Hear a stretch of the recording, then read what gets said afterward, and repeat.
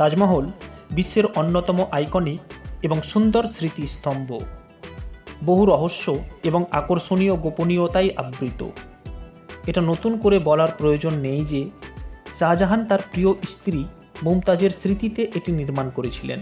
এই কথাটি আমরা সকলেই জানি। তাজমহল শুধুমাত্র একটি সৌধ নয়, এটি চিরন্তন ভালোবাসা এবং রহস্যময় ইতিহাসের প্রতীক। আজকের ভিডিওতে আলোচনা করব তাজমহলের কিছু গোপনীয় রহস্যের ব্যাপারে।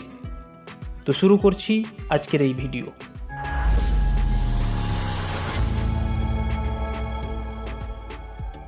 তাজমহলের রং পরিবর্তনের রহস্য। তাজমহলের রং পরিবর্তনের রহস্য এক বিস্ময়কর বৈশিষ্ট্য, যা তাজমহলকে পৃথিবীর অন্যতম চমকপ্রদ স্থাপত্য শৈলীতে পরিণত করেছে। এটি দিনের বিভিন্ন সময়ে বিভিন্ন রং ধারণ করে। সকালবেলা তাজমহল হালকা গোলাপি আভা ধারণ করে, দুপুরে এটি উজ্জ্বল সাদা দেখায়, বিকেল এবং সন্ধ্যাবেলায় এটি হালকা গোলাপি এবং কমলা রঙের হয়ে যায়। পূর্ণিমার রাতে এটি নীলচে রূপালি আভা ছড়ায়, যা একে স্বপ্নের মতো সুন্দর করে তোলে। তাজমহলের রং পরিবর্তনের কারণ হল এটি মকরানা মার্বেল দ্বারা তৈরি, যা সূর্যালোক ও চাঁদের আলোকে শোষণ ও প্রতিফলিত করতে পারে। এই মার্বেলের অণুগুলো আলোকে বিভিন্ন কোণে প্রতিসরণ করে, ফলে তাজমহল এক এক সময় এক এক রং ধারণ করে, যা পর্যটকদের মুগ্ধ করে। এই রং পরিবর্তনের বৈশিষ্ট্যই তাজমহলকে অন্যতম রহস্যময় স্থাপত্যে পরিণত করেছে। তাজমহলের নিচে লুকিয়ে থাকা কক্ষের রহস্য। তাজমহলের নিচে থাকা গোপন কক্ষগুলোর বিষয়ে বহু বছর ধরে নানান জল্পনা কল্পনা ও রহস্য রয়েছে। এগুলো কেন বন্ধ রাখা হয়েছে, এর ভেতরে কি আছে, আর সরকার কেন এগুলোকে খুলতে দিচ্ছে না, এসব প্রশ্ন মানুষের কৌতূহল আরও বাড়িয়ে দেয়।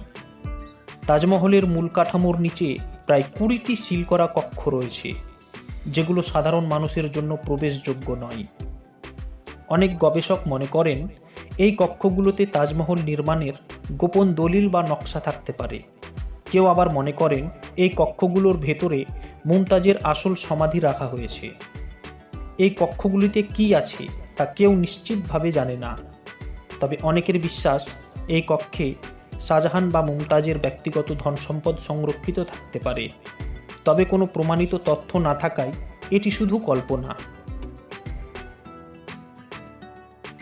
তাজমহলের শিলালিপির গোপন রহস্য। তাজমহলের দেয়াল, প্রবেশদ্বার এবং বিভিন্ন অংশে কোরআনের আয়াত অত্যন্ত নিখুঁতভাবে খোদাই করা হয়েছে। এগুলো কালো মার্বেল বা মূল্যবান পাথর দিয়ে ওপরে ইনলে করা হয়েছে, যা আজও অভিকৃত রয়েছে।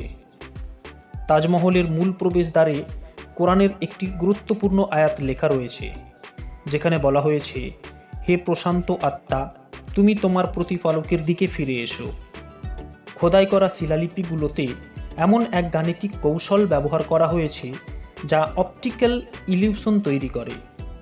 নিচের দিকের লেখাগুলো ছোট মনে হলেও উপরের দিকে থাকা লেখা অনেক বড়, যাতে নিচ থেকে তাকালে সব লেখা সমান আকৃতির মনে হয়। প্রতিটি লেখা যেন এক ইতিহাসের অংশ, যা তাজমহলকে আরও রহস্যময় ও আকর্ষণীয় করে তোলে। তাজমহল তৈরির কারিগরের হাত কেটে ফেলার ঘটনা। সত্যি কি তাজমহল যিনি তৈরি করেছিলেন তার হাত কেটে ফেলে দেওয়া হয়েছিল? একটি ভয়ঙ্কর গল্প প্রচলিত আছে যে শাহজাহান তাজমহল নির্মাণকারী শ্রমিকের হাত কেটে ফেলেছিল, যাতে তারা আরেকটি তাজমহল বানাতে না পারেন। এই দাবিগুলোর কোনো ঐতিহাসিক দলিল নেই, এটি শুধুমাত্র লোককাহিনীর অংশ হয়ে উঠেছে। মুঘল আমলে কোথাও এই ঘটনার কোনো প্রমাণ পাওয়া যায়নি। তাজমহল তৈরির প্রধান কারিগর হলেন ওস্তাদ আহমেদ লাহোরি। তাজমহল নির্মাণের পর তিনি দিল্লির লালকেল্লাও তৈরি করেছিলেন। যদি তার হাত কেটে ফেলে দেওয়া হতো, তবে তিনি দিল্লির লালকেল্লা কিভাবে তৈরি করলেন? তাজমহলের কারিগরের হাত কেটে ফেলার গল্প একটি কল্পিত কিংবদন্তি, এর কোনো ঐতিহাসিক প্রমাণ নেই। শাহজাহান তার শিল্পীদের শাস্তি না দিয়ে বরং তাদের পুরস্কৃত করেছিলেন।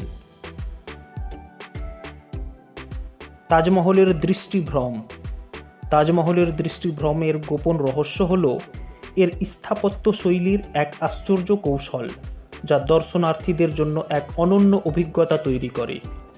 যখন আপনি প্রধান প্রবেশদ্বার দিয়ে তাজমহলের দিকে এগোবেন, তখন এটি আস্তে আস্তে বড় হতে থাকে, কিন্তু যখন আপনি পিছনে ফিরে আসবেন তখন এটি ছোট মনে হয়।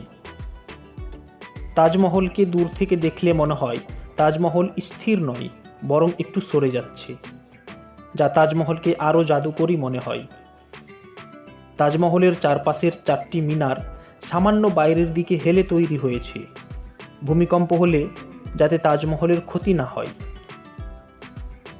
প্রতিটি কোণ থেকে তাজমহলকে দেখতে ভিন্ন মনে হয়, এটাই তাজমহলকে আরও রহস্যময় করে তুলেছে।